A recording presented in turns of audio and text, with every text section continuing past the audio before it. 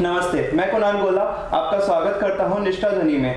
आज हमारे साथ है श्री राम आश्रम ट्रस्ट के संस्थापक। महाराज जी, आपका नाम क्या है? श्री ईश्वर दास जी महाराज। आपने जो ये अपना संस्था बनाई है, ट्रस्ट बनाई है, ये किस वर्ष में आपने शुरुआत करी थी इसकी? इसको किए मैं 2014 में। 2014 में। तो ये जन समाज के लिए और भक्तों के लिए, उपासकों के लिए क्या क्या कार्य करता है? यहाँ मैं यज्ञ करता हूँ और गरीब जो लोग होते हैं उनकी सेवा करता हूँ, और गरीबों में मैं दान वितरण करता हूँ। जहाँ पानी की व्यवस्था नहीं है वहाँ पानी लगाया जाता है। जिसकी जो सुविधा में है उसको सुविधा में लाया जाता है, उसकी मदद की जाती है। आपका ट्रस्ट है जो विश्व विख्यात है, ये विश्व विख्यात हुआ क्यों और कैसे?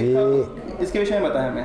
ये अभी जो लॉकडाउन लगा था मार्च में जी, तो ये 28 मार्च 22 को लगा था जी, 22 को लगा था लॉकडाउन। और हाँ, और 28 तारीख से हमने खाना वितरण करना स्टार्ट कर दिया था जी। 5000 बंदों को डेली खाना दिया जाता था जो गरीब थे, मजदूर तत्व थे, जी, जी। जिनके पास खाने के लिए नहीं था। तो उस टाइम ये विख्यात हुआ। जी, अच्छा, एक बात बताएं कि आपका श्री राम ट्रस्ट है वो विश्व विख्यात है, उसकी जो ब्रांचेस है, शाखाएं हैं, वो कहाँ कहाँ तक फैली हुई है? गुड़गांव राजस्थान, बावल में है, सोनीपत में है और यहाँ छावला में है। और उसकी मेन ब्रांच कहाँ पर है? गुड़गांव। उसके अंदर भक्त और उपासक आते हैं, वो आके रुकने की उनकी क्या क्या व्यवस्था है? पूरी व्यवस्था, खाने पीने की हर चीज़ की व्यवस्था है। 86 कमरे हैं जी। उनमें आने जाने वाले भक्त लोग रुकते हैं। जो डेली मर्रा के हैं वो चले जाते हैं, आ जाते हैं। जो दूसरी जगहों से आते हैं वो रुकते हैं जी। अगर भक्त आते हैं और ये सभी आपके जो शाखाएं हैं उनमें है या फिर हर किसी की अलग अलग है? अलग अलग, हर किसी में अलग अलग अलग अलग है।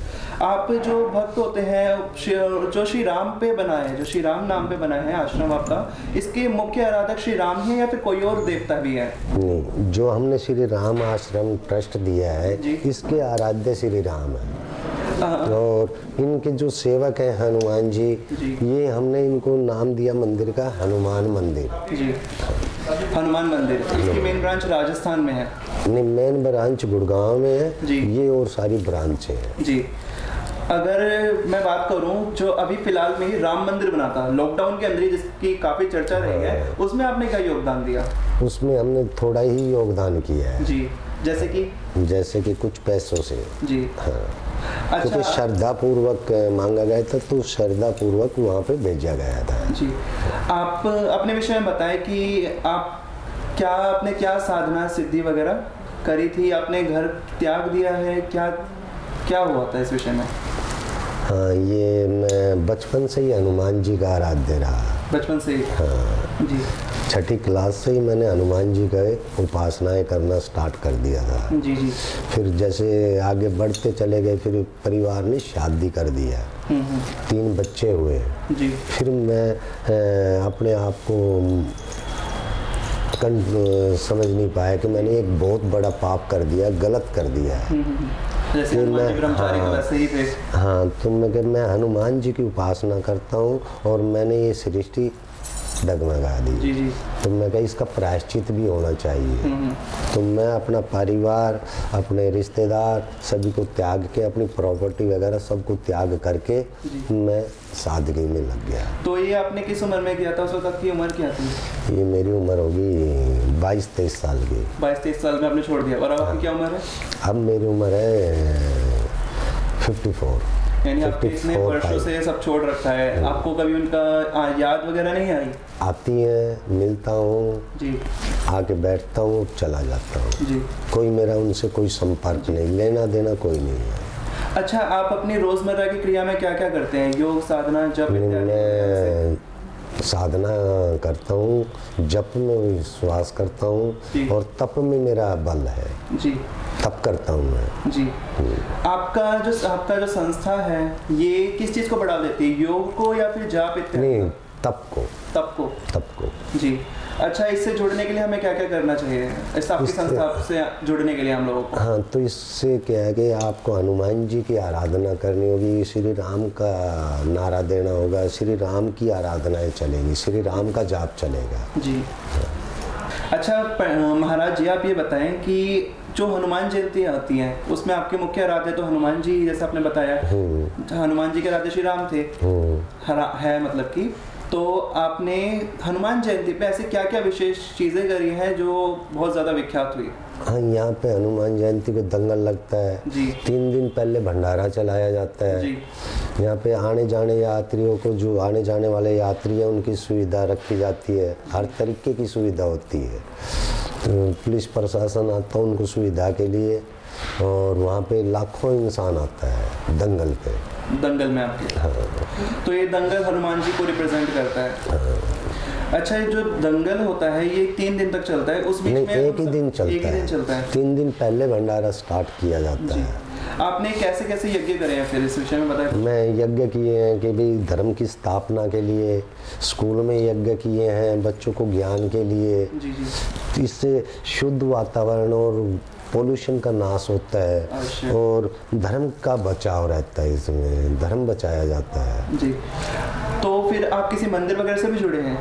नहीं, मैं किसी मंदिर से नहीं जुड़ा, मैं अपने गुरु से जुड़ा हूँ और अपने आश्रम से जुड़ा हूँ। तो क्या आपने जो साधनाएं होती हैं, किस किस प्रकार की साधनाएं करी, उस विषय में कुछ आप बताना चाहें? हाँ, मैं अवघड़ हूँ। अवघड़ जो ओगड़दानी बचपन से सुनते आए हैं। अवघड़ हूँ मैं, और मैं शमशानी साधनाएं किए हैं, सब साधनाएं किए हैं। और साधना तो काफी ज्यादा। हाँ, तो इसमें मैं 13 महीने का तप करता हूँ जी।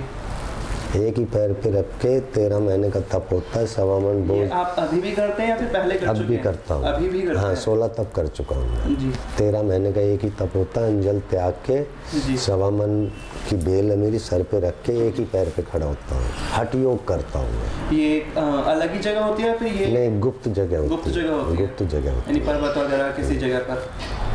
तो फिर ये साधनाएं आपने कब से, या तो जब घर छोड़ते जब से शुरू कर दी थी? हाँ, जब से शुरू गुरु आज्ञा लेके ही शुरू की थी। जी। ये शमशानी साधना सारी तांत्रिक साधनाओं में से आती है, यानी आपने तांत्रिक साधना भी करी है? सात्विक करी है। तामसिक होती हैं, लेकिन मैंने तामसिक इस्तेमाल नहीं की। यानी कि शमशान में भी 2 प्रकार की साधनाएं होती है, तामसिक और सात्विक। जी। मैं तामसिक नहीं किए, सात्विक किए हैं, दुनिया के दीन, दुनिया के भले के लिए। जी जी जी। अपने भले के लिए नहीं। तो यानी कि जो आपके ट्रस्ट होते हैं उसके अंदर मुख्य मंदिर भी होते होंगे? हाँ, मंदिर है। उसमें क्या क्या कार्यक्रम है, वहाँ पे क्या क्या होता है? वहाँ पे आरतियाँ होती हैं, प्रसाद वितरण होता है जी। लोगों को ज्ञान वितरण किया जाता है, समझाया जाता है, नशा मुक्ति भी किया जाता है। आपकी कोई किताब वगैरह अगर आई हो इस वक्त जो लोग खरीदना चाहे? किताब नहीं लगाए। कोई किताब वगैरह भी नहीं छापी? नहीं। किताब लोगों से काफी जानकारी मिलती है वैसे, क्योंकि इससे क्या है कि फिर प्रचार में इंसान आ जाता है। आपको प्रचार नहीं कर रहे हैं? प्रचार नहीं करना था, बस आपको यही है कि जो लोग जुड़ेंगे बस जुड़ते जाए, यानी कि आपको किसी से कोई मोह माया नहीं है? कभी नहीं। तो किताब किस लिए छपवाना है? वो तो है ही। तो फिर आप कोई विशेष अनुष्ठान करवाते हैं कभी कभी? हाँ, विशेष कराते हैं, यज्ञ कराते हैं। 10-20 गाँव को इकट्ठा करके यज्ञ भी किया जाता है। बहुत बड़े पैमाने पे होता होगा। हाँ, 108 हवन कुंड का यज्ञ भी चलाया जाता है साल में। ये सब बड़े, यानी हर त्योहार पे आपका यज्ञ होना अवश्य होता है? हाँ। यानी हर त्योहार पे आप यज्ञ करेंगे? हाँ। चाहे कोई सा भी।